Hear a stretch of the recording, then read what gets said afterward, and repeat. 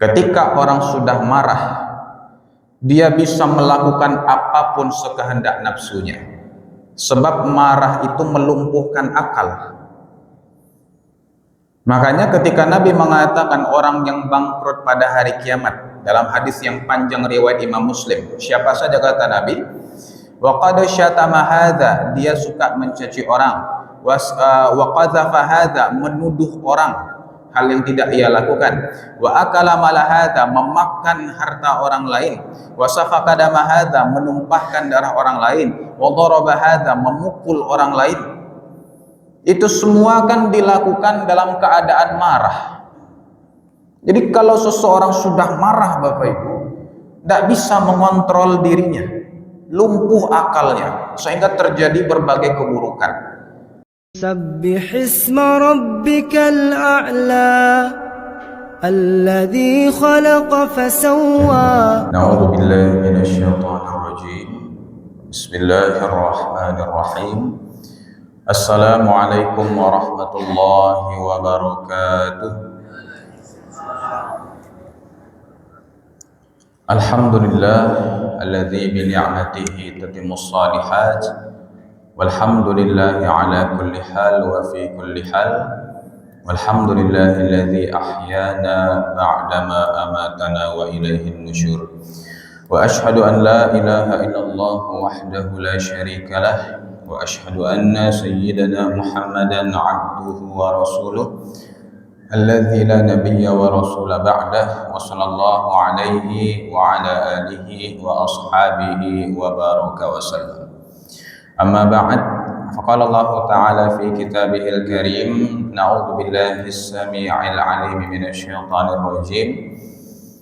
الذين ينفقون في السراء والضراء والكاظمين الغيظ والعافين عن الناس والله يحب المحسنين. Shadaqallahul azim. Bapak Ibu hadirin sedang jamaah salat subuh Masjid Jami' Hasanuddin, Sabbih isma rabbikal a'la yang dimuliakan Allah.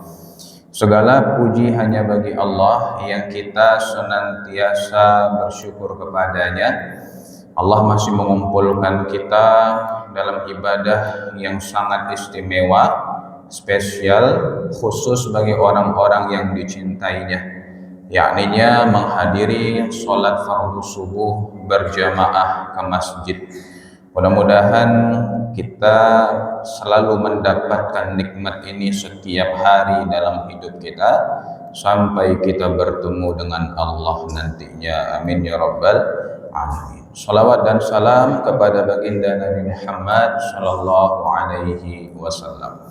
Yang terhormat Ketua Pengurus Masjid Sabbih Isma dan jajarannya, yang terhormat para tokoh masyarakat, Tungku Tigo Sajarangan, Nini Mama, alim ulama Cadia Pandai, serta perangkat-perangkat lainnya, Kapai Tampe Batanyo, Kapulang Tampe Kaba Barito.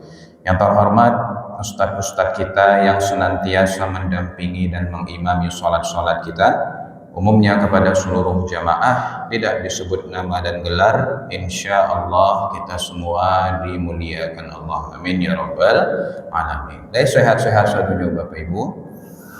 Alhamdulillah.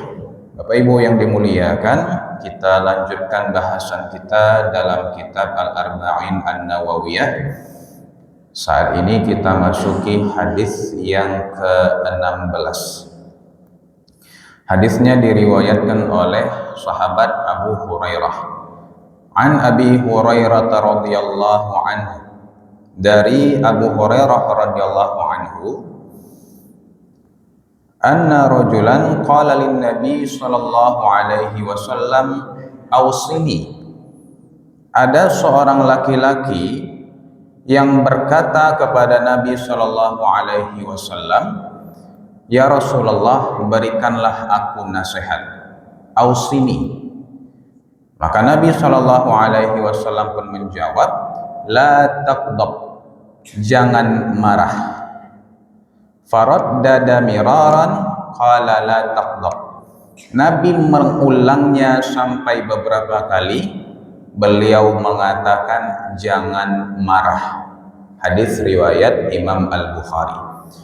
Bapak Ibu yang dimuliakan Allah, kembali hadis yang kita bahas, hadis yang sangat singkat, sangat simpel, dan ini termasuk daripada keutamaan Nabi Shallallahu Alaihi Wasallam yang Allah berikan keistimewaan berupa jawami'ul kalam, kalimat yang singkat tapi mengandung makna yang luar biasa.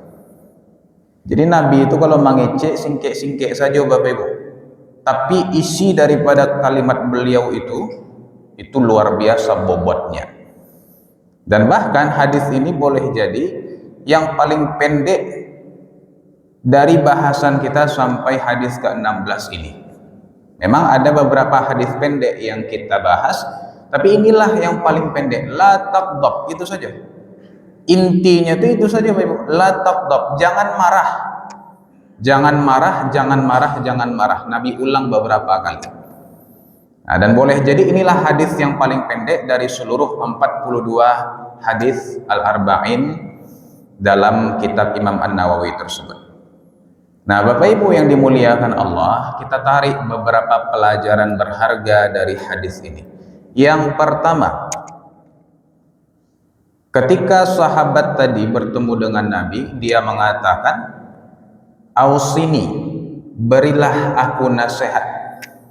Maka Nabi pun mengatakan, "La taghdab, jangan marah." Apa pelajarannya?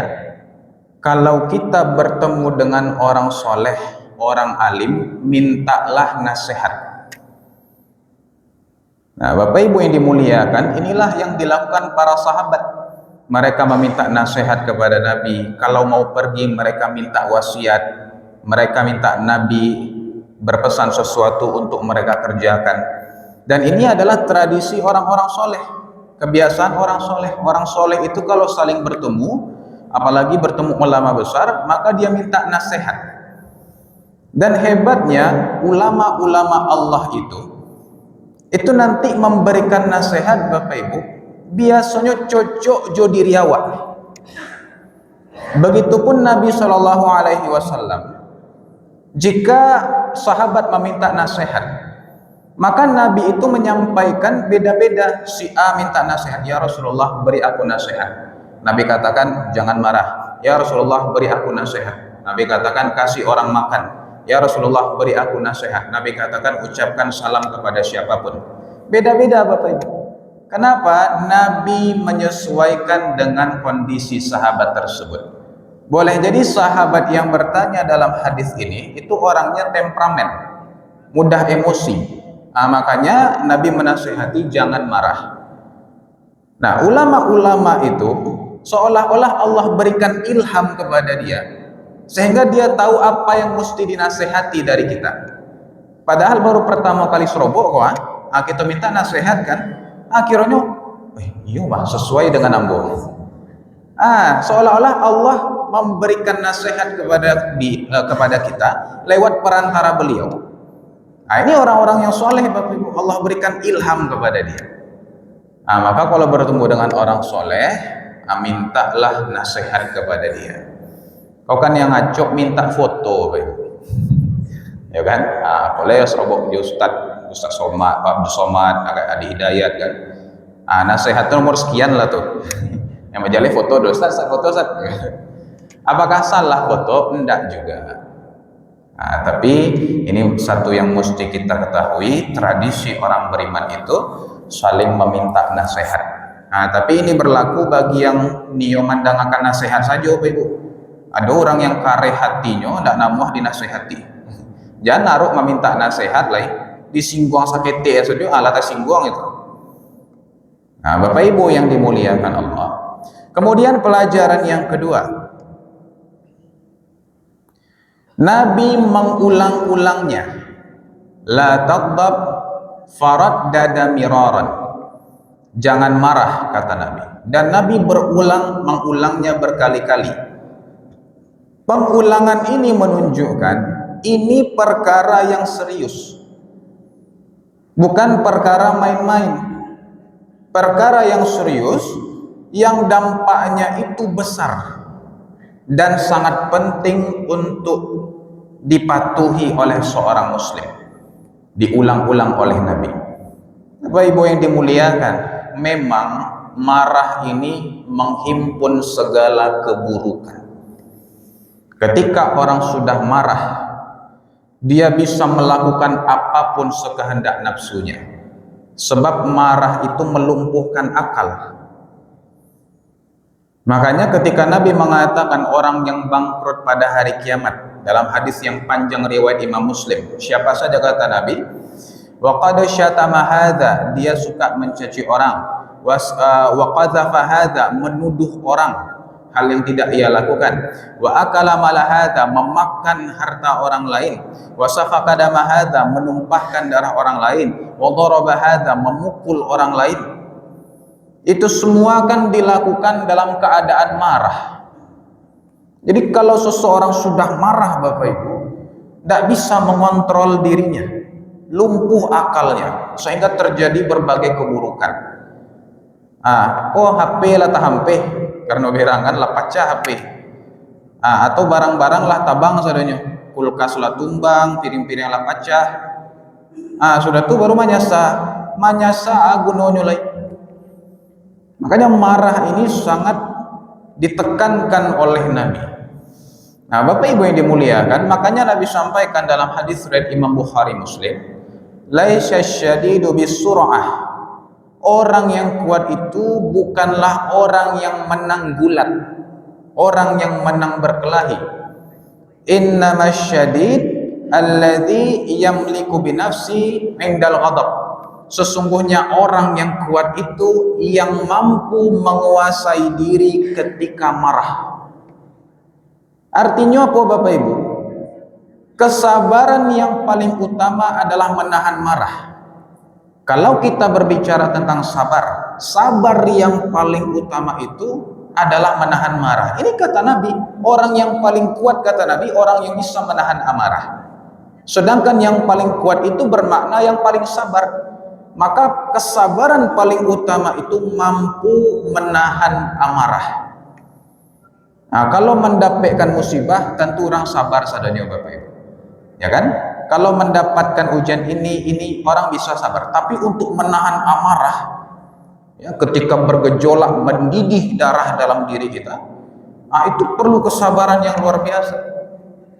Makanya Allah sampaikan dalam Al-Quran surah Ali Imran ayat 134 yang kita bacakan di awal tadi, alladzina yunfiquna fis sarra'i wad-dharra wal kadhiminal ghaidha wal 'afina 'anil nas wallahu yuhibbul muhsinin. Di situ Allah menceritakan amalan orang-orang yang ihsan. Kita sudah bahas kemarin di hadis yang kedua, tingkatan tertinggi dalam agama Islam itu adalah ihsan. Islam, iman, ihsan. Artinya ihsan ini puncak tertinggi. Karena dia puncak tertinggi, amalan-amalannya pun itu luar biasa Bapak Ibu. Maka Allah ceritakan amalan orang yang ihsan dalam Al-Quran surah Ali Imran ayat 134. Alladzina yunfiquna fis sarra'i wad-dharra, bisa berinfak baik dalam keadaan lapang maupun sempit. Wal kadhiminal ghaidha, mampu menahan amarah. Wal 'afina 'anil nas, dan memaafkan manusia. Mampu menahan amarah, ini amalan orang ihsan, orang yang levelnya tinggi. Nah, makanya memang menahan amarah ini adalah sangat berat memang, dan membutuhkan keimanan yang ekstra. Dan dampaknya kalau tetap dilampiaskan maka menimbulkan kerusakan yang luar biasa. Nah, Bapak Ibu cari lah, bahkan ada filmnya kan, ada orang kok berang-berangnya, pas berang itu langsungnya berubah jadi warna hijau, tambah gadang wadannya, ya kan, Hulk. Saat itu nyampehan saja, tank, pesawat, rumah nyampehan saja. Itu contoh orang berang Bapak Ibu, Hulk. Bapak Ibu yang dimuliakan Allah. Kemudian pelajaran yang ketiga, apakah tidak boleh marah sama sekali? Ini yang mesti kita dudukkan juga. Apakah marah itu tidak boleh? Boleh Bapak Ibu. Nabi SAW pun marah. Diceritakan dalam sebuah hadis, ada seorang sahabat datang menghadap Nabi lalu mengatakan, "Ya Rasulullah, saya tidak akan sholat subuh lagi ke masjid." Kenapa? Karena si fulan memanjangkan bacaannya. Jadi di masa Nabi lah ada imam yang bacaannya panjang. Maka sahabat yang meriwayatkan ini, Abu Mas'ud Uqbah nama beliau, "Fama ra'aitu Nabi sallallahu alaihi wasallam ghadiba fi mau'izatin qad ashadda min ghadiba yauma idzin." Aku belum pernah melihat Nabi marah seperti marahnya beliau pada hari itu. Berang Nabi mandang itu, Bapak Ibu. Lalu Nabi pun mengatakan, "Ya ayuhan nas, wahai sekalian manusia, sungguh di antara kalian ada yang menjauhkan manusia dari Allah. Maka apabila menjadi imam, hendaklah ringankan bacaan kalian. Sungguh di belakang kalian ada orang tua, ada anak kecil, ada orang yang punya keperluan, orang yang ada hajat." Jadi Nabi marah, Bapak Ibu. Gara-gara orang ini, orang tidak mau sholat ke masjid. Dan juga dalam hadis riwayat Al-Bukhari disampaikan, demi Allah, Nabi itu tidak pernah membalas apapun yang dilakukan kepada dirinya kecuali ketika kehormatan agama Allah dilanggar. Hadis riwayat Al-Bukhari. Jadi marah itu boleh. Nabi marah. Namun marah yang bagaimana? Insya Allah. Marah yang seperti apa, Bapak Ibu? Marah yang tidak melumpuhkan akal, masih bisa mengontrol diri kita. Kemudian marah yang tujuannya baik. Kemudian marah yang tidak melanggar syariat Allah. Ada orang yang berang atalapeh kata-kata yang tidak seharusnya. Mulutnya berbuat kerusakan, tangannya pun berbuat kerusakan juga. Habis segala modeh golok tadi bego. Itu yang tidak boleh. Tapi kalau marahnya masih dalam batasan wajar, apalagi perlu, maka bukan hanya boleh tapi wajib untuk marah. Misal ada pelanggaran di depan kita, ya kan? Dan perlu untuk marah, maka marah. Eko mendengar kaji ko jangan marah. Anak gadisnya dibawa laki-laki sampai jam 11 malam, hanya tandang asunya. Biasalah. Enggak seperti itu. Pak, bini apa dilarian orang? Biasalah. Hilang rasa kecemburuan dalam diri Anda, itu boleh marah, tapi marah yang seperti kriteria yang tadi, masih dalam batasan wajar, masih bisa mengontrol diri kita dan tidak melanggar agama Allah, tidak melakukan hal-hal yang dosa di dalamnya. Bapak Ibu yang dimuliakan, dan terakhir poin yang keempat, disebabkan marah ini berat dan sangat ditekankan, maka balasannya pun itu besar luar biasa.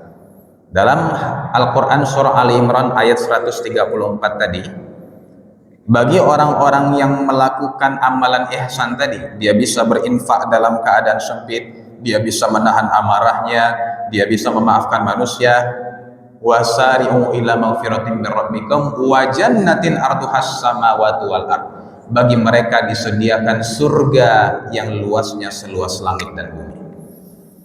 Juga disampaikan dalam hadis riwayat Imam At-Tirmidzi, barang siapa yang dia bisa melampiaskan marahnya, nyoberang Bapak Ibu, dan bisa melampiaskan amarahnya tanpa ada yang harus ditakutkan. Ada orang yang kalau nyoberang, nyo takut beko dipecat dari kantornya. Kalau nyoberang beko istrinya mangamuk dulu. Kalau nyoberang beko terjadi iko, sehingga tidak jadi nyoberang. Ada orang yang bisa saja nyoberang, Bapak Ibu. Punya kekuasaan, punya wewenang, bisa saja nyoberang, Pak.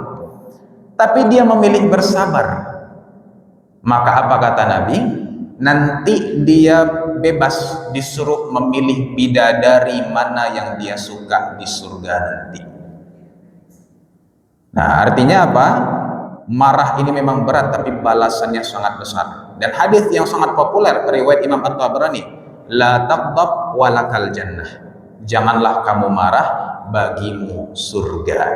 Orang yang bisa menahan amarahnya Bapak Ibu, maka dia akan merasakan manis yang luar biasa. Kalau amarah itu bisa diredam, yang seharusnya kehancuran yang terjadi, Tapi kalau kita redam, hilang amarah kita, maka rasanya manis sekali. Sangat manis Bapak Ibu. Setelah marah itu mampu kita menahannya, kita merasa puas, kita merasa lega, dan kita bersyukur kepada Allah yang tidak melindungi kita dari melampiaskan amarah kita. Surga di dunia kebahagiaan, dan surga di akhirat nanti berupa balasan yang sempurna dari Allah Subhanahu wa taala. Bapak Ibu, mudah-mudahan Allah jadikan kita orang yang sabar dan mampu menahan amarah. Amin ya rabbal alamin. Aku qouli hadza wa astaghfirullah li wa lakum wa sallallahu ala sayyidina Muhammadin wa ala alihi wa sahbihi ajma'in walhamdulillahi rabbil alamin. Subhanaka Allahumma bihamdika asyhadu an la ilaha illa anta astaghfiruka wa atubu ilaik. Terima kasih, banyak maaf. Wassalamualaikum warahmatullahi wabarakatuh.